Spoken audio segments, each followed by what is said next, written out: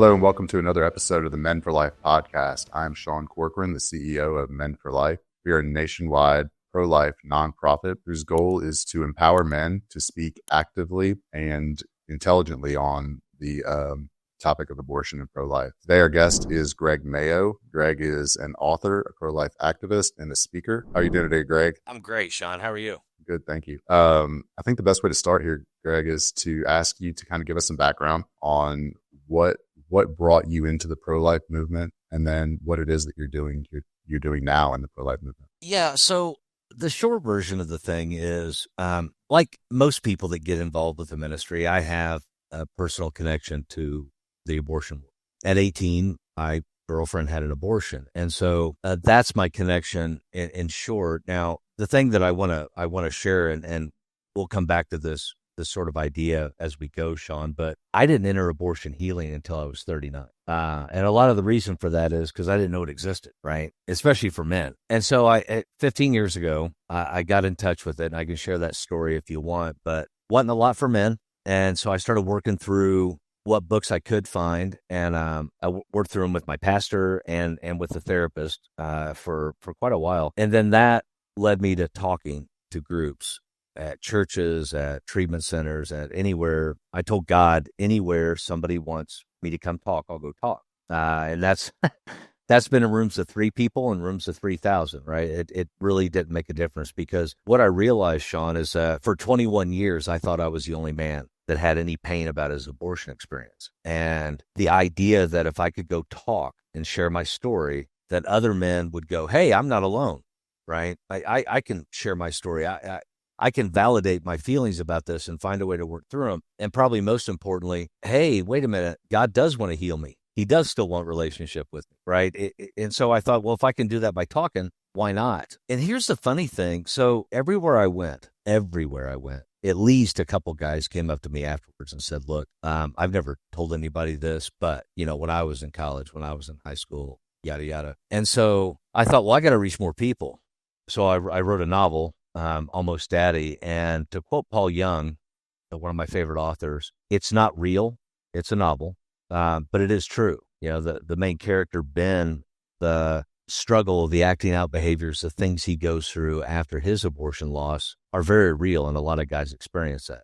And then after the novel came out, my wife and I talked. At that point, I had read every book that I knew of written for men about abortion healing. And I told her, I said, can you believe nobody's ever done this with the 12 steps, abortion healing? And she said, well, I guess you have to then. And I was like, I don't want to write a nonfiction book, but I did. And so that all happened, 4 years ago now. And it's just been a whirlwind since. So many things that you just said are my story.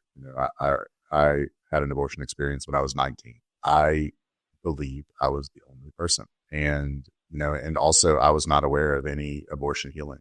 Probably honestly until I was 39. I don't know the exact date, but that's probably pretty accurate. About 7 years ago that I was introduced to Rachel's Vineyard as a post-abortive healing ministry. And prior to that, I didn't know that anything existed.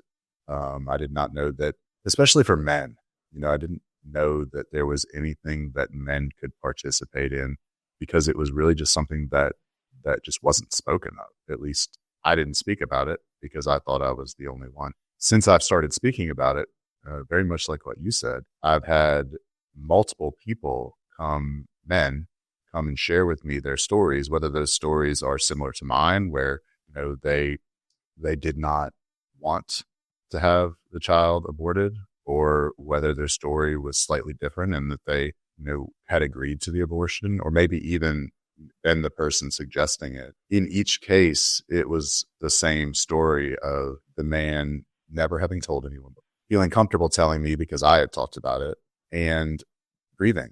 It didn't matter if he had experienced an abortion because that he fought against, like I did, or if he was the person who suggested the abortion. There was that same level of grief. And, right.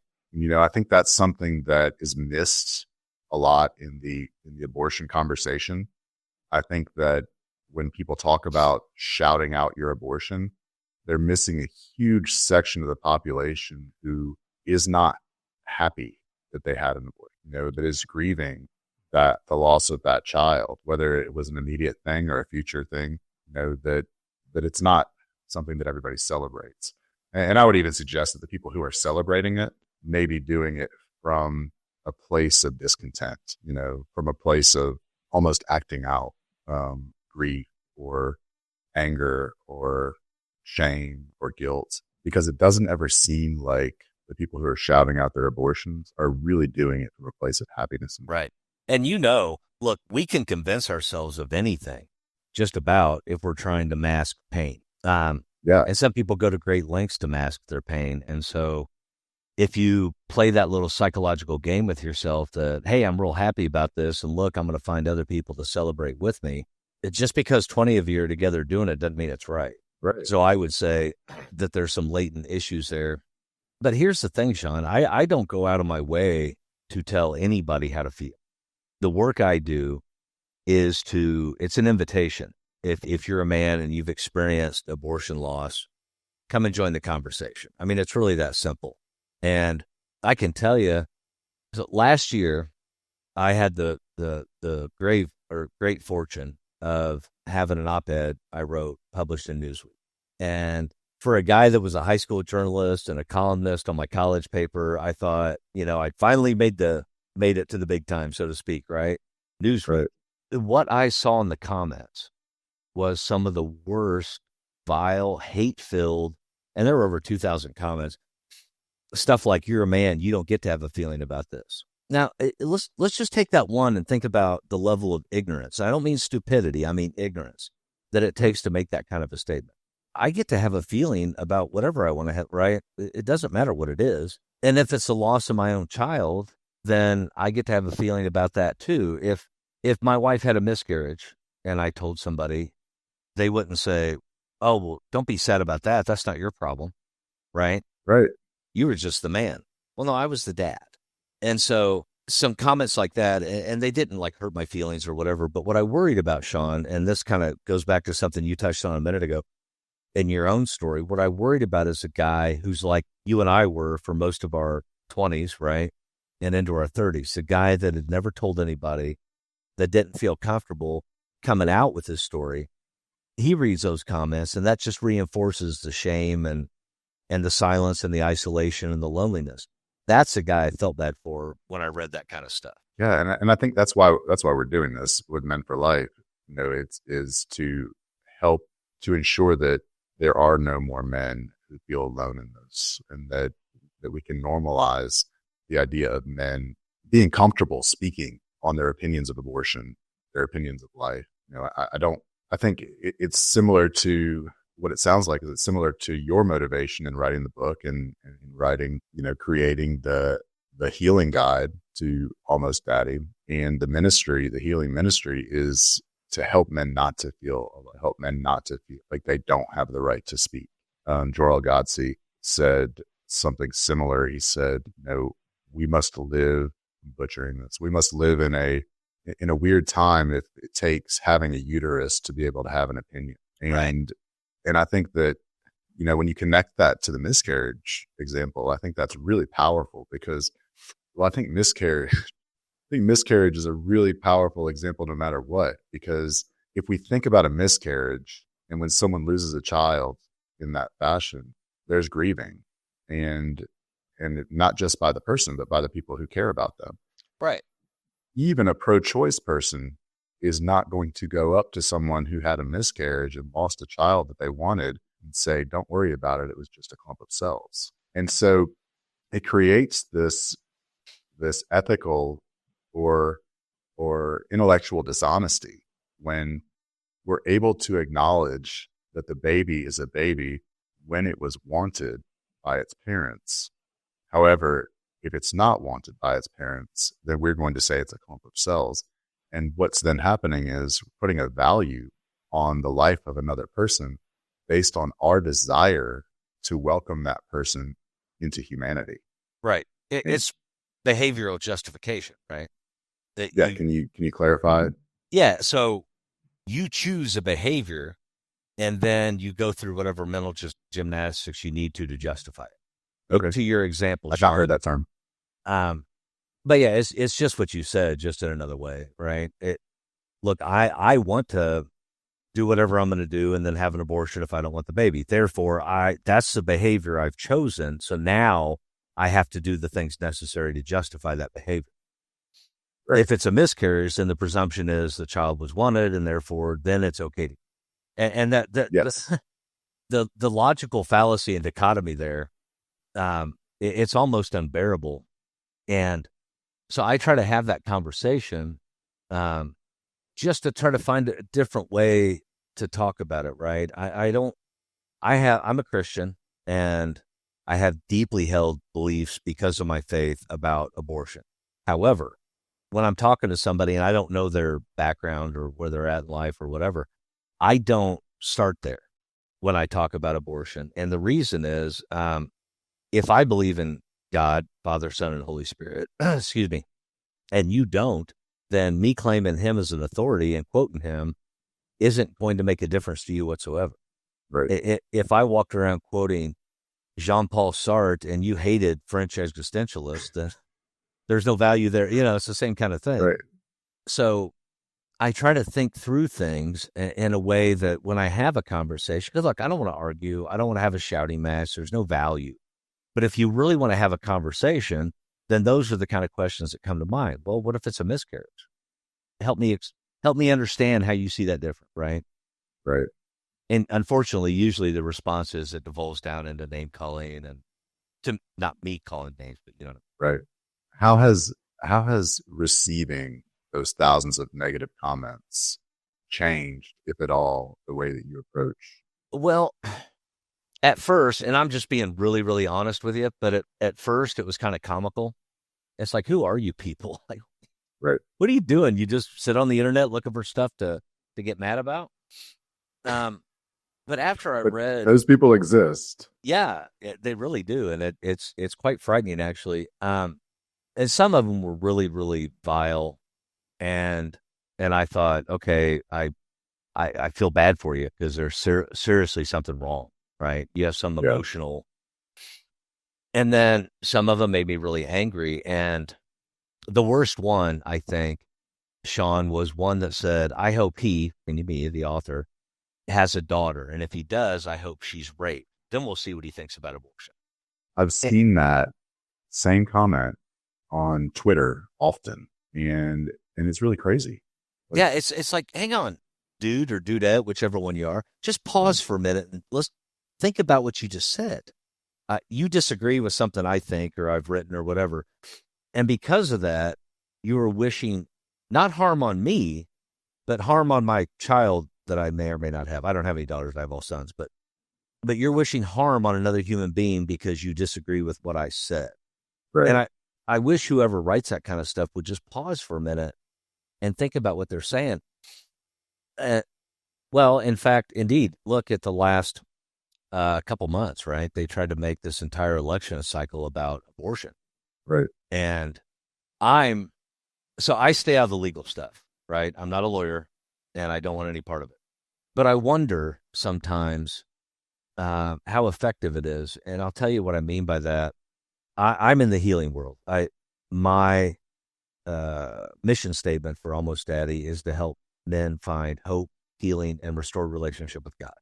That's my whole gig, dude. 1 in 5 men in this country will lose a child to abortion by the time they're 45. 20%. That's in your church, in your ministry, at the ball game, at the local pub, whatever you're doing.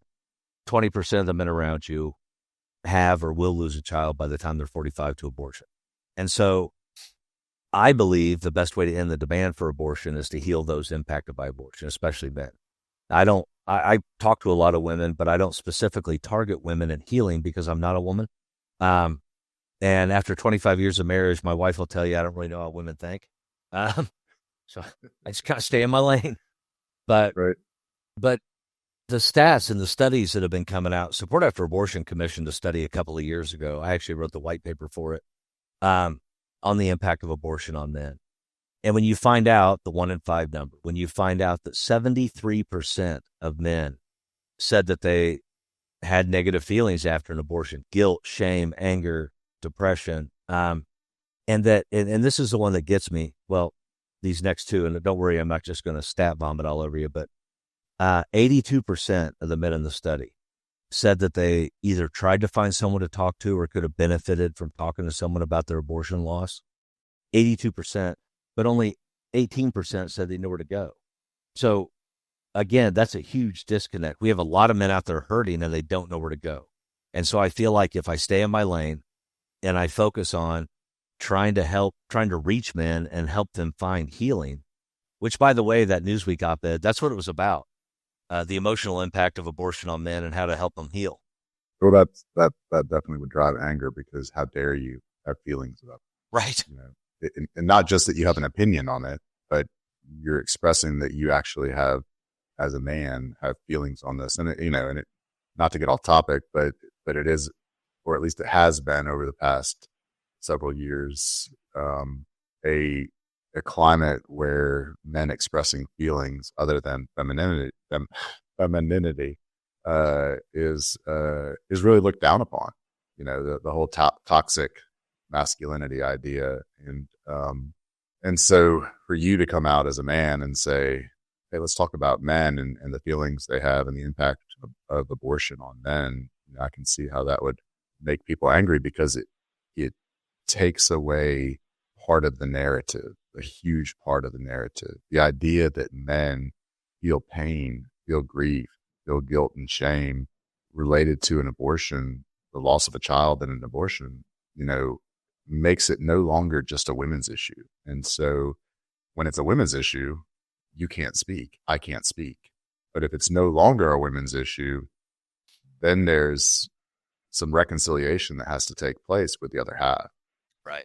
So I can see how that's scary to people who are bought in completely to the idea of abortion being a positive thing for women. Yeah, and to me that part, so I 100% agree, but to me that part is really, really sad. If somebody came up to you and said, and I've used this as a talking point with people that are pro-choice too, if somebody came up to you and said, hey, I'm really struggling with alcoholism, you wouldn't say, no, you're not. I don't believe in alcoholism. Not for 6 foot tall Irish guys or, whatever. Right. For people listening, not watching, I'm 6 foot tall and Irish. But me too. But 6'1". I probably was 5 years or 10 years ago, but in my 50s, I guess I'm shrinking. But yeah, you wouldn't say that. You pick any mental health topic that a guy would say, look, I'm struggling with this. You would find very few people that would say, well, no, you're not, or you don't get to have a feeling about that. My dad passed away. It'll be 3 years in February. Nobody would say to me, well, you shouldn't feel sad your dad's gone. But for some reason, they do with abortion. And I think it's just because of what you said. They can't control the narrative. If a guy's over here saying, hey, I'm feeling a certain kind of way about that. And the other narrative that has been blown up here recently by a couple studies in the last 2 years or so is that men are loose with their physicality with women. I don't know how to say that politely. And then they force women to have abortions. And then the reality is, according to studies now, 54, 57%, depending on which study you read, of the men said they had no voice at all and that they would have chose to keep the kid had it been up to them. So that's a narrative that's a problem too, right? And now guys like me that are in the healing movement, we're starting to challenge that narrative too. The fact is, a lot of guys wanted their children to be born, but they didn't say anything. And well, it might not blow your mind. You might already know this, but do you know why most of them said, excuse me, they didn't say anything? Other than the idea that they didn't feel like they had any standing. I don't know. That's exactly it.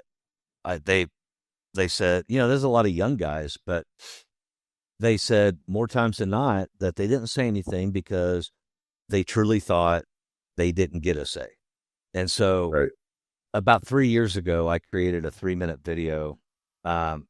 And actually I did it for, excuse me, a pregnancy center group here in Indiana. There's like 10 locations and a lot of them are in rural areas. And so they don't have a lot of male volunteers. Right.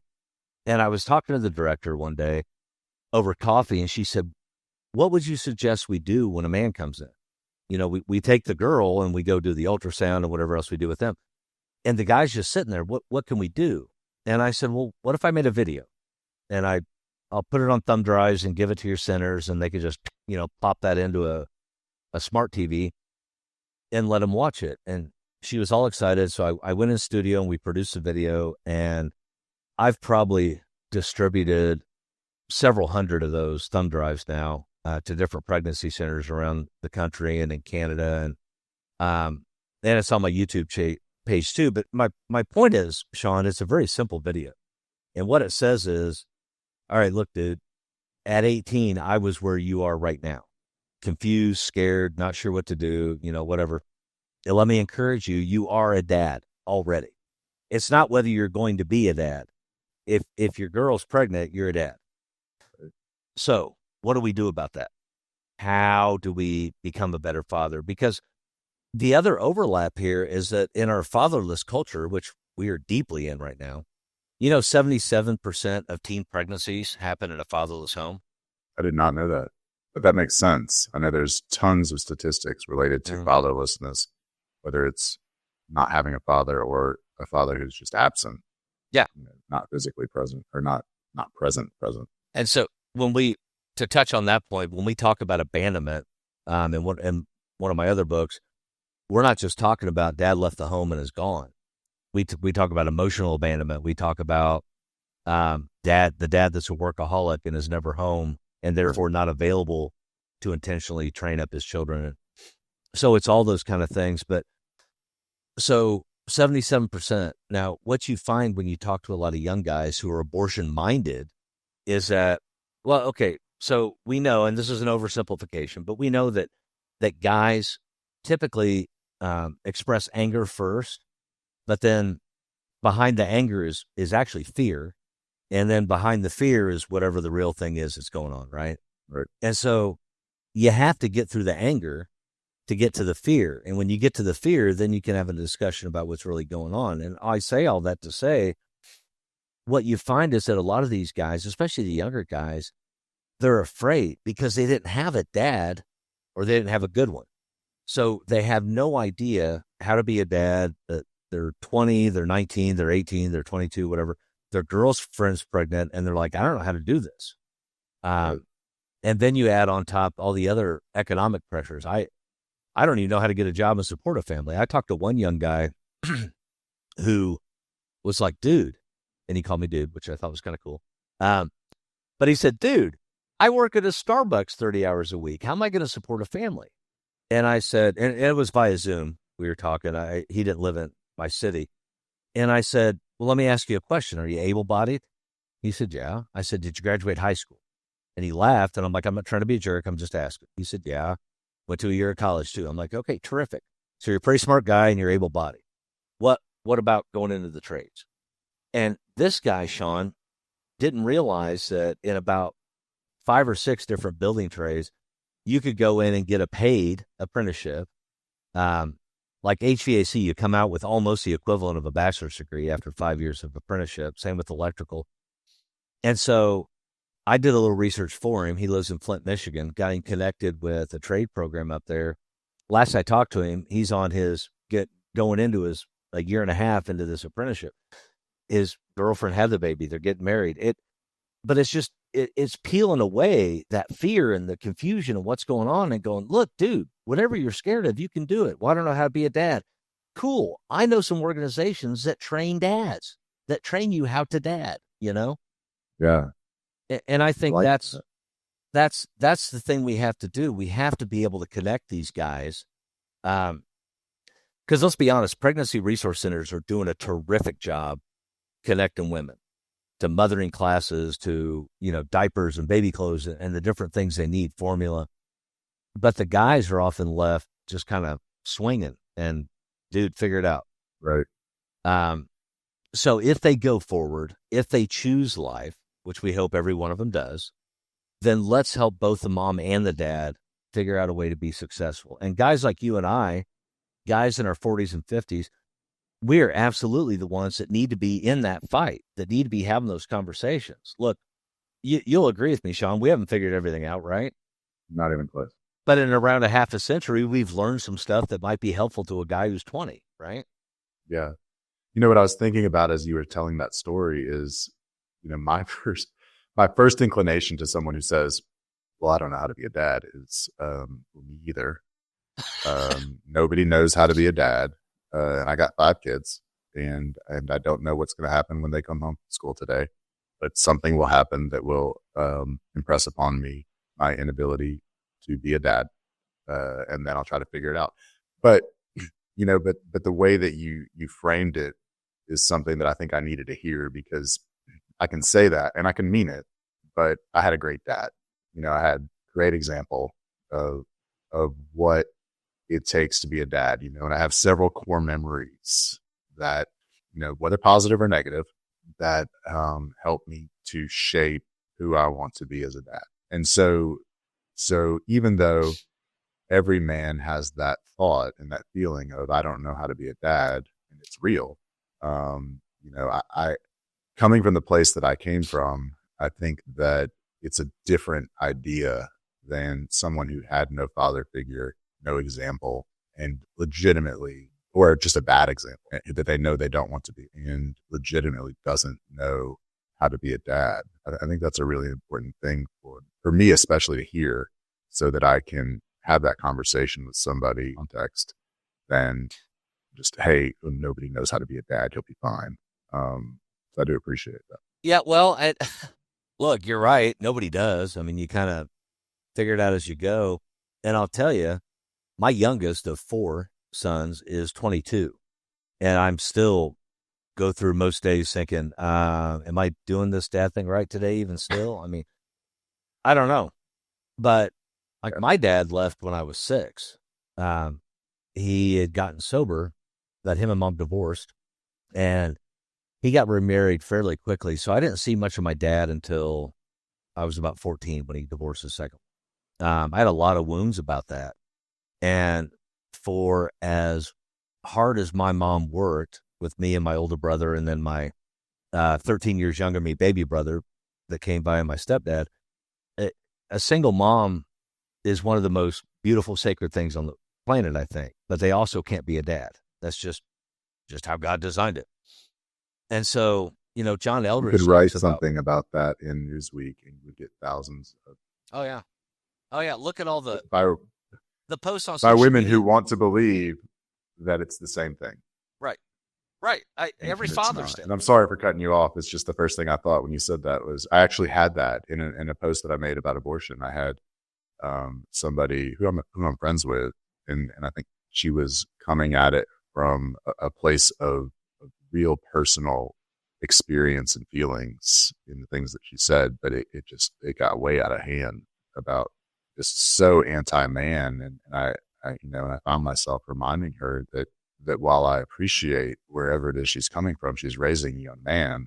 And if he's raised in an environment to believe that men are worthless and that men are hated, that is going to transfer into who he becomes as a man, and I can't predict how, but it will. So it's just one more thing, if you say that single mom can do so many things, and a single mom can do so many things that I could never do. Like, it's not about single mom weak, dad strong, and that's kind of the conversation that I was trying to have with her. It's just different, right. Men and women are different. Dads and moms are different. We handle things different, especially in a relationship between a young boy. A relationship between a young boy and his father is really important. A relationship between a young boy and his mother is really important, but for different reasons. And they bring different things to the table. And every Father's Day, there's always somebody, some woman that'll comment on a Happy Father's Day post, or they'll make their own post that says, I had to be a father and a mother because I'm a single mom and blah, blah, blah. And it's like, well, you had to do more than you should have. And I'm sorry for whatever put you in that circumstance, but rest assured, you are not a father. Right. And this is Father's Day. But without going too deep down that rabbit hole, my point is, my dad was gone through that window that Eldridge talks about, and John Eldridge in his book Fathered by God, he talks about that window between 11 and 14 years old in a boy's life, where if a man, a dad, isn't there intentionally guiding the boy, he's set up for destruction.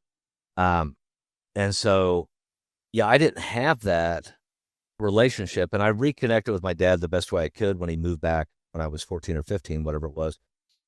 But my dad and I had our coming together moment when I was 23. He introduced me to Alateen because he's a recovering alcoholic. And then that led me to ACOA and Codependence Anonymous and some of the early 90s men's movement stuff, Iron John and all that kind of stuff. But at 23, I'd moved back to Indiana, and I had been seeing a therapist, and I sat down and wrote a letter to my dad. Where were you? Why'd you let this happen? All these things that I experienced. And my dad had enough recovery and healing of his own to receive it. And that changed our relationship. So I had 30 years almost of an incredible relationship with my father, but only because I chose a path of healing. Right. Only because I chose my own healing. And I'm very thankful for the time we had. But the reality is, my dad, his dad was an abusive alcoholic. My dad was a gone alcoholic. And we talk about generational trauma, but we can also choose generational healing. My children didn't have a gone dad or an alcoholic dad. I've got my own problems. I make my own mistakes. But if nothing else, when my boys started getting school age, I switched careers. I turned down a very lucrative job that would have kept me on the road 4 days a week and started my own remodeling business because I wanted to be intentional. I wanted to be around for my kids. I wanted to coach their soccer team and be home when they got home from school. I wanted to be the hub where their friends felt comfortable coming. And the only way I could do that, Sean, is if I was at the house, right? And then to tie it back into abortion, this is something I really want your listeners to get, and maybe you can speak to from your own perspective too, but before I entered into healing, that early period of time and being a father was absolutely impacted by the abortion loss and never having dealt with that pain. And once I started healing, it changed how I parented too. And so that's another sort of aspect of the need for healing. People tell me all the time, guys, well, abortion and college and whatever, but I prayed about it and God forgave me. And I say, yeah, I'm sure he did. If you asked him, he forgave you. That's how that works. What about healing? Well, God forgave me. Yeah, no, I got that part. But it still had a psychological impact on you, right? And a behavioral impact. So what are you doing about that? What kind of responses do you? The conversation hardly ever goes any further. Okay. To see, usually I'm at a table after I've spoken at an event, standing by a bunch of my books or whatever, and they find a way to either change the subject or walk off. They've never been confronted with that idea. And as it must be that they've never been confronted with that idea in any area of their lives. Right. The idea of healing, because I think that once you experience what that means in any area of life, it's easier to recognize and to receive at least the idea that, hey, maybe I haven't healed from this when it's brought up. And I think that's probably one of the biggest issues with men is that we don't always talk about that, especially young men. We don't talk to them about, how do we deal with our emotions? How do we, one thing that I can say that I focus on as a father, that if my memory serves me correct, it was the opposite when I was growing up, is that I don't recall my dad ever apologizing. I can recall instances where I would get yelled at because he misunderstood what had happened. And then when he received the correct understanding of what had happened, I don't ever remember an apology.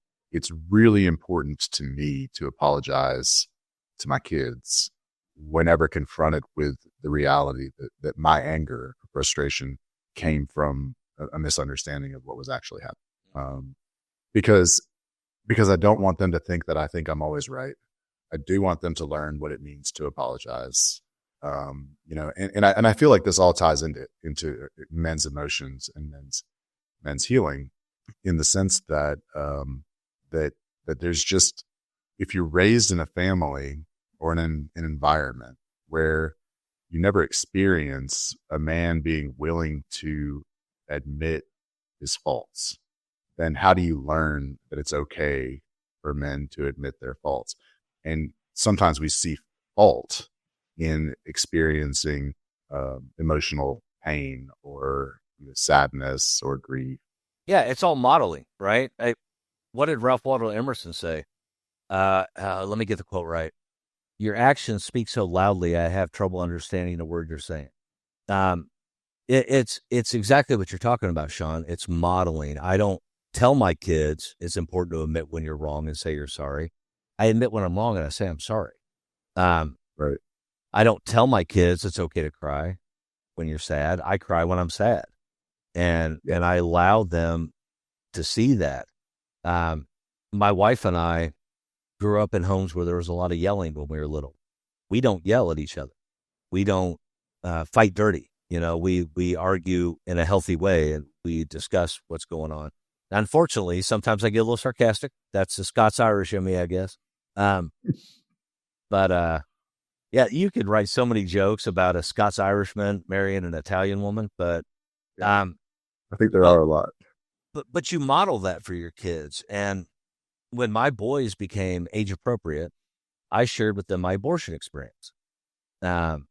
Because if you're going to have a conversation about sex and purity and celibacy, and you got to have the conversation around the whole thing. Nobody did with me. In fact, when I got caught with a girl in a park and went to tell my dad afterwards, I was in high school, and I was scared and upset and whatever. My dad gave me a key to a private lake. He said, hey, just go out here. That way you won't be bothered. That's not the right advice about that kind of, you know what I mean? Right.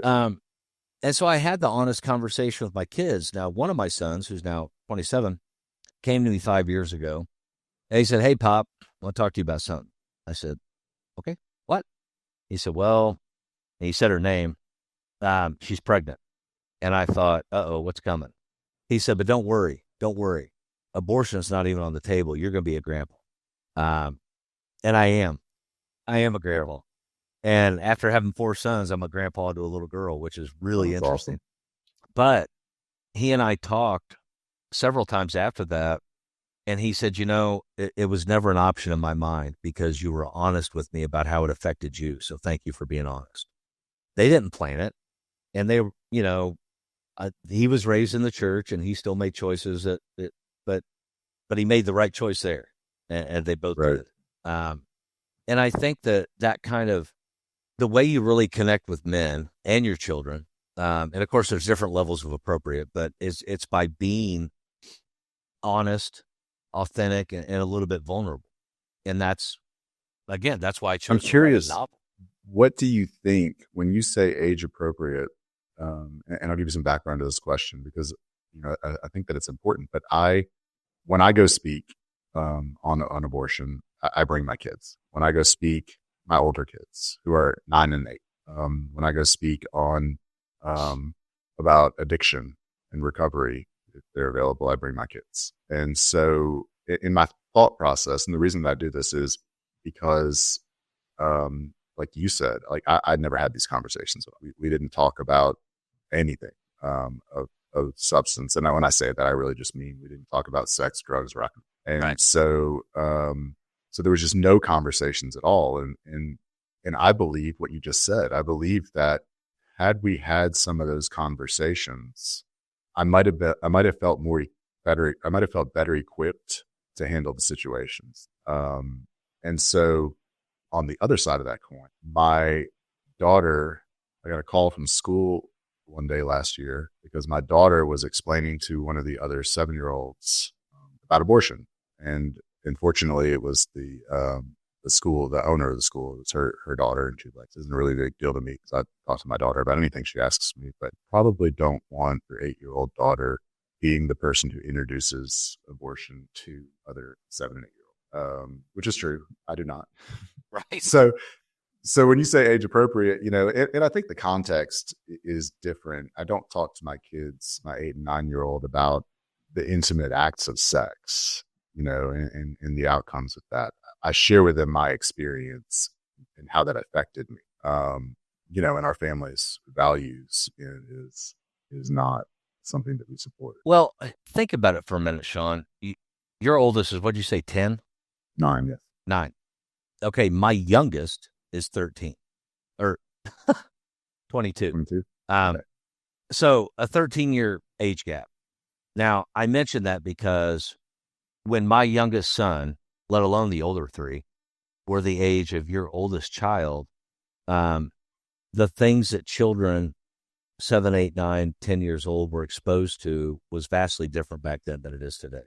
And it has changed that fast. When I say age appropriate, I can just about guarantee you that none of my kids, when they were 8 or 9 years old, were exposed to drag show story hour at school, and if you're in a private school, I get you don't get that, but that stuff's in the media. One of my kids' favorite shows, and my wife and I loved it too, was on PBS, Arthur the Aardvark, the cartoon. Yeah. We loved that show. And about the time my kids were just about too old to be watching it anymore, there was an episode on where Mr. Ratburn, one of the teachers, got married. And they had a whole episode about Mr. Ratburn's gay marriage. Yeah. We didn't have that when my kids were little watching it. You know what I mean? And so that, when I talk about age appropriate, what that looked like 10 or 15 years ago is way different than it looks like now. Because the fact is, and I believe this with abortion and sex and drugs and, like you said, sex, drugs, and rock and roll when my kids were little, but even more so now. If I don't have the conversation in the best way I can, somebody's gonna. That's right. And it's probably not going to be it with the best of intentions. Yes. And who do I want instilling values in my child? Right. Like, I'm not handing that job over to you. That's not yours. That's mine. Right. And what's more is, if you try to take it, I'm gonna take it back however I need to, because that's mine. What I want my kid to know. Having 4 boys, I had to talk to them about pornography way younger than I thought I would. Yeah. Because of these stupid things, right? Right. Our kids didn't have phones when they were in grade school, but a lot of their friends did. Okay, well, now I got to have a conversation about that. Yeah. Even like they're about that big. I don't know what it's called. Some kind of little video game thing that you could carry around back then. I figured out one day, jacking around with it, that I could get on the internet. Okay, well, then I had to go through a whole lot of hoops and hurdles and whoop-de-doos to figure out how to block the internet. Yeah. Because my 9-year-old's got this handheld game that he's playing Mario Kart on or whatever. But what happens when a buddy tells him, hey, you can go look at blankety blankety blank on there. Let me show you how. Whereas when I was just, obviously we had Pong and Atari. Sorry, we didn't have that. And a stack of Playboy magazines somewhere in the woods. Right. That was, I don't know how that happens, but there must have been, from men that I've talked to, a lot of stacks of Playboy magazine. But you had to go find it. It wasn't in your hand, like you just said. It wasn't in your hand on your phone with 24/7 access. And so many parents who believe that they are overstepping their bounds as parents to restrict what their child is doing on the phone. So it does create a complete new era of how do we parent our kids, in an age appropriate way. How do we parent our kids around this? Right. And knowing that sex ed is getting into schools younger and younger, and knowing that most public school sex ed curricula is produced by, we'll call it a sister company of Planned Parenthood. You understand that, and then you have to understand their sex ed materials that they're putting in grade schools now, junior highs and high schools, is marketing material. They're trying to create customers. Right. So that's something you have to factor in too. There's just a lot. There's a lot of things to watch out for when you have young children. And even my adult sons, I cannot imagine, dude, and nor do I want to, trying to meet somebody as a 25-year-old, for example, in today's, it's just a weird place. And so it becomes more and more important, even with adult children, to continue to disciple my sons, to continue to share what I've learned and the truth I see out there. And then you look at like the overlap of all these different things, right? And I'll give you an example. I read a stat the other day, over 60% of men, Christian men that said, I'm a Christian, my faith in God's important to me, like that level of Christian man, have accessed or utilized porn in the last month. Porn has become a pervasive problem. Pornography addiction and acting out sexual behaviors and substance abuse, drug and alcohol addiction, are all possible acting out behaviors and coping mechanisms after an abortion. Right. I spoke at a church, a Celebrate Recovery, actually. I was a Celebrate Recovery leader for a while, about 10 years ago. And in that organization, you're asked, if you can, to go share your testimony at other CR meetings, So I must have done, 20 some of them in the time I was a leader at different places. And the reason is because I had an abortion story. This is before any of the books came out. And everywhere I went, guys came up and talked to me about it. And I'm like, well, I just need to go share it wherever they ask. Okay. So that background, I'm down in Southern Indiana. And I get done and I talk to a few people and whatever. And I start walking out to my truck. And it's like twilighty, it's starting to get dark. And there's some guy standing by my truck, standing there. And I thought, okay, this doesn't feel safe. But I walk up to him and he starts talking and he says, I've been sober 22 years. I said, congratulations, brother. That's awesome. He said, well, I ain't finished yet. Hang on a minute. I said, oh, okay. He said, until I heard your testimony in there, I never connected the dots. He said, I never touched a drop of alcohol or a drug until I was a junior in college. My girlfriend had an abortion. We both agreed that's what we wanted to do. 3 days later, I crawled into a bottle of vodka, and it took me, I forget what he said, 15 years to crawl out. Now, I spoke at a couple of sexual integrity men's conferences in the last few years, and they invited me for that reason, because a lot of guys with issues with porn, sexual integrity, serial sexual relationships, they have abortions in their past. So this overlap, this intersectionality of different issues, right? It's fascinating to me. And that's why one of my most requested talks right now is one called Healing the Whole Man. It's that concept, right? We all got a lot going on.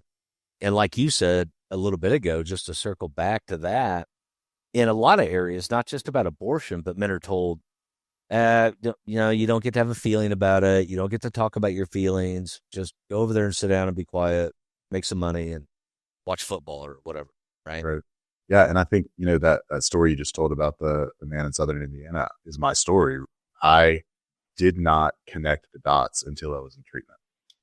Is when my son was killed and failed out of school. I came back to Louisiana, tried to go back to school, and that's when I started really partying heavily, drugs, really just acting out. And 7-8 years later, I'm homeless, addicted to meth, and dying on a hotel room floor, waiting for the police to come knock on the door because I had stolen money. And so at no time during that period, from the abortion until the day before I went to treatment, did I ever connect those dots. It wasn't until I was in treatment and the counselor brought up, as I guess what she was doing was working through, what happened prior to these choices. Yeah. And that's when we came to that. And that's when the dots were connected. This is what I had been fighting myself against. This is what I had been trying to, when it happened, and my dad was aware to visit me in school and talk to, but he did what I think any dad would do who didn't know what else to do is, here's the situation. There's nothing you can do about it. We tried everything. My parents offered to adopt the child. There's nothing we can do. So put your head down. And so I just shoved it down, and I shoved it down so far that I didn't even realize that it was still until I went to treatment. And I think I mentioned to you before we started recording that in your book, in the Men's Guide to Healing After Abortion, that you've written, there is where you just brought this up. You just brought up without saying it, the post-abortive abortion stress syndrome and the behaviors that come with that. And as I mentioned to you before we started recording, I read this and it occurred to me that I was aware of some of these things that you bring up, damaged relationships, substance abuse, displaced aggression, aware after I went to treatment.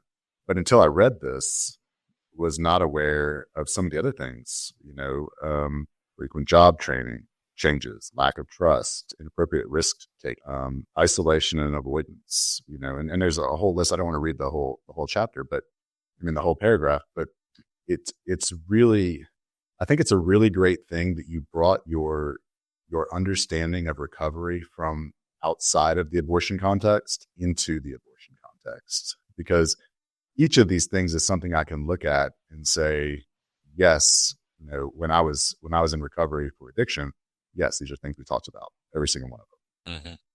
But until you bring it together with the abortion conversation, I guess as men, we just don't have a way to connect that unless it's connected for us. And so I think that's probably why it helped for me to be in treatment and someone to connect that dot for me, for you to be in Southern Indiana and for that gentleman to be there. The fact that a gentleman who was 22 years sober was at the Celebrate Recovery meeting, I think is a big thing. And I know some people stay in recovery for the rest of their lives and attend meetings. But that's a long time. And for him to be at that meeting that you're at, where you connect those dots that he needed, I really think that's part of the solution. And you touched on this in a different way earlier, but part of the solution is that we help men to connect the dots so that they can begin their healing journey. And we do that by sharing our journey. I've tried so many different things and looked at so many different things, and that to me is the absolute most powerful way to do it. When I was in CR, me and one of the other leaders and a couple other guys did a step study. Now, for those of you not familiar with the 12 steps, a step study is when you do an intensive, usually takes about 15 or 16 weeks, and you go through the steps one at a time with a very small group of people. Okay. So most of my focus going through the step study was on the abortion. I'd already been through a whole bunch of healing. It had been, at that point, 4 or 5 years since I started, the abortion healing journey. And that's when I realized that the 12 steps, and again, for those of your listeners who don't know, the 12 steps are basically from the Bible. And that's why they work, right? Like a buddy of mine used to say, they're like a spoon. You just pull it out and it works. It's not complicated. You do the first one and then you do the second. And so when we put this recovery guide together, because what I realized after the novel came out, and it did way better than I anticipated, but I realized that there were a lot of people with questions like, all right, what do I do now? Like, okay, I read the novel, I got in touch with a lot of stuff and saw myself in a lot of stuff Ben did. Now what? And so I wrote the guide, and I wrote it based on the 12 steps because I thought that would be a way to help people then walk through healing. I encourage them in the beginning, and you've read it, but I encourage readers in the beginning, look, don't do this alone. Do it with a mentor, somebody who's been through it, a pastor, a therapist, whatever. But for goodness sake, start the journey, right? Start working your way into healing. And I got to share this. To show you how God shows up and stuff, I had read a book that my pastor gave me when I was 39, and it was about nothing to do with abortion, like nothing. The word never even was mentioned in the book. But I read it, and it was called When Life is Hard, and got a lot out of it. And I said to my pastor, I said, why don't we do a men's group around this book? And he said, that's a great idea. You should do that. And so I did. And so long story short, one night, there's maybe 13 or 14 of us in there, 12 or 13 of us. And I was prompted by something in my head, Holy Spirit, but somewhere in the book, to share my abortion story. And I was scared to death. Remember 21 years of thinking I was the only one, right? And I shared it. And there were 3 other guys who shared theirs who had never shared it. And so that's what got this whole thing going. connected my own dots, to my risk-taking behaviors. I didn't choose the substance path. I chose other things that might kill me, like bungee jumping and cliff diving and whitewater rafting in a kayak when I'd never been in a kayak before. Just motorcycles and just one ridiculous thing after another. And job changes. I couldn't hold a job when I was young, and I moved all over the country. I think by the time I was 26, I'd lived in 13 cities and 7 states, and it was just and those are avoidance behaviors, right? Just let me avoid the pain. Let me not think about it. And the part of the reason there's such an exhaustive list that you touched on in the book is because I wanted guys to see all of us act that out a little bit differently. Like yours is a little bit different than mine, and mine's a little bit different than the guy next door and whatever. But try to see yourself in there. Because if you can see yourself in there and you can see the truth of what you've been doing and how you've been dealing with it, then you're able to find a way out, right? What do you think? What do you think are the most important things that a man who hears this and realizes, hey, I've not done any healing. Maybe I should look at them. Say, oh, healing. That sounds like something that I need to get in touch, dive right in. But like, what if someone wants to wade into the waters? What do you think are the most important? I say the most important thing when speaking to men is to remind them not to close it back up. You know how men are, we are, dude. You get a little bit of an emotion out there and it feels uncomfortable and you're like, ooh, I got to shut that down. That doesn't feel good. Right. Don't do it, man. Walk into it. Look, there are a lot of different programs out there, and books and whatever. And I am not saying, and I say it in that book, my book's not the be all end all. It may not be right for you. I don't know. But I would say start the journey. Take one step. Talk to your pastor. Talk to a therapist. Go find a Celebrate Recovery if that's a group in your area. Read my books. Read 10 other books by other guys. Just start. Tell your wife. Tell your best friend. Tell somebody. Start the process. And that's everybody's journey is different. And what I share in the recovery guide, it's what I've learned, right? It's what I think I understand today. So my encouragement is don't close that wound back up and try to stuff it back down, or you'll be playing emotional whack-a-mole the rest of your life. Start walking a path and give yourself the grace to maybe have to adjust your sails and pick up a different wind sometimes. I think of that quote by James Joyce, and I'm probably going to butcher it, but he says, your battles inspired me, not the material battles of flesh and blood, but the ones fought and won behind your forehead. That's where the battle's at, dudes, right? That is a really beautiful quote. I've never heard that. I was a big James Joyce fan when I was younger. Yeah. So another question that I have for you, Greg, is what would you say to a young man who is in a relationship where he's currently faced with a conversation in which the mother is contemplating? So great question. Look, let me start it this way. A lot of women I've talked to, have told me that one of the final factors in their decision to go forward with the abortion was that the man didn't weigh in.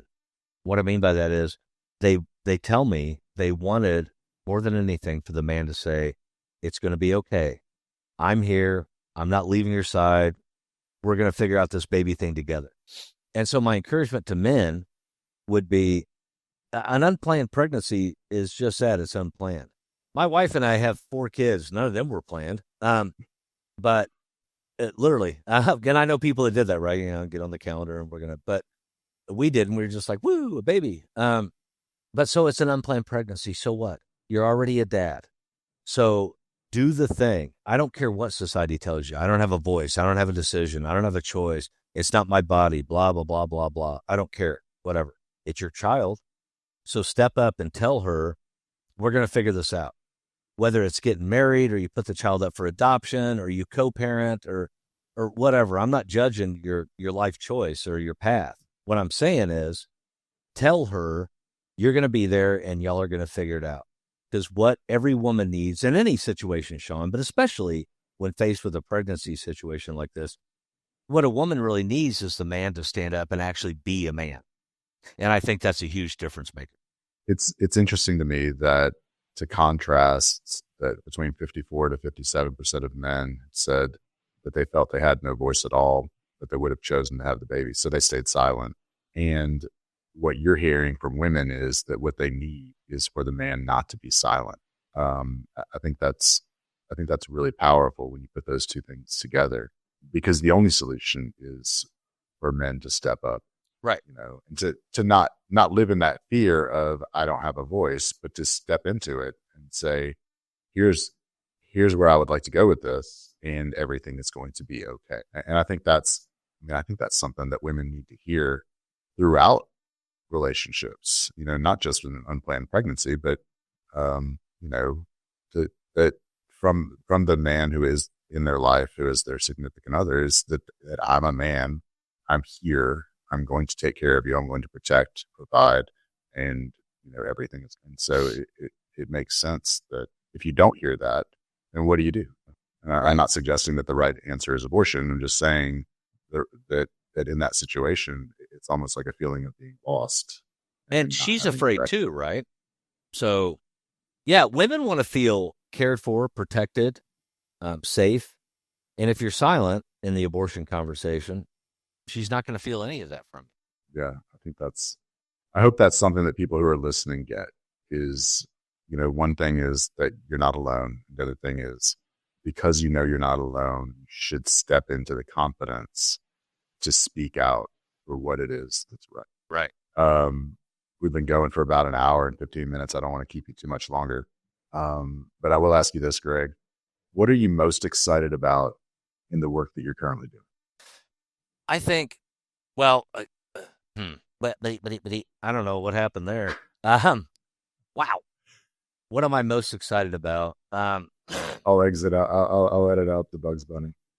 Appreciate that. I guess two things. And in my personal work, the thing I'm most excited about is the number of men I'm reaching, I'm able to talk to, and the number of men that are stepping into healing. I think it's an amazing thing. And that ties into my second point. And that is, look, Sean, 15 years ago, there was nobody I knew about hardly talking about men and abortion healing. And I remember after a couple of years of my own healing journey, I reached out to a few pregnancy centers and said, hey, I'm a guy. I've got an abortion story. Is there anything I can do to help? I'd like to volunteer. And all of them were very nice, but they all said the same thing. Well, we really don't have stuff for guys to do. Right. Now I work with guys, new volunteers and staff members, male staff members at pregnancy centers all over the country. It via Zoom and phone and whatever, but I help train them to address these men when they come in. And so that to me is super, super exciting to see where it's come in just really 10 years, right? That men are beginning to be heard more and are stepping into healing more. I don't think it's happened fast enough, but I'm impatient by nature. But I love seeing the energy get behind it. I love the fact that when I go to other men's events that aren't explicitly pro-life, that these men are receptive to hear the message and to have the conversation. So the energy around it's really changing. And, I not to misuse a quote from John the Baptist, but I no longer feel like a man standing alone in the wilderness crying out, right? Like there's other people. And your organization is doing a terrific job. I would love to have been able to find an organization that talked about men and abortion 15 years ago, run by men, right? And Right. And let me just say this, because I don't want to offend anybody, although I'm sure in the last hour and 15 minutes I've offended a few people on accident. But women think and feel and talk and interact and heal differently than men. That's just how it is.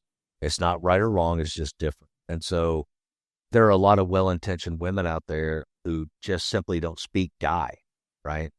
So that's when I talk about an organization run by men, I'm not saying women aren't effective. They are. I'm just saying it hits a little different when it's a guy talking to a guy.